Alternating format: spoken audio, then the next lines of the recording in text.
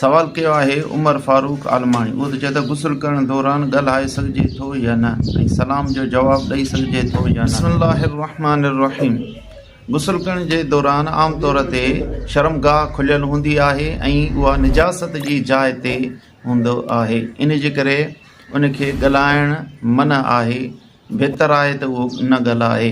पर जेकॾहिं निजासत जी जॻह ते बि न आहे ऐं उन जी शर्मगाह खुलियल बि न आहे त इन सूरत में ज़रूरत जेतिरो ॻाल्हाए सघिजे थो, इन में को बि हर्ज न आहे। जीअं मराकिल फलाह जे अंदरि आहे त वयस्तहिब्बु अल्ला यतकल्लम बिकलामिन माहु वलो दुआन लिअन्नहु फी मसब्बिल अक़दार। पाण फरमाए थो त जंहिं वक़्तु शर्मगाह खुलियल हुजे उन वक़्तु दुआ घुरण या इंसाननि जहिड़ो कलाम करणु मन आहे, मुस्तहब आहे त ईअं न कजे।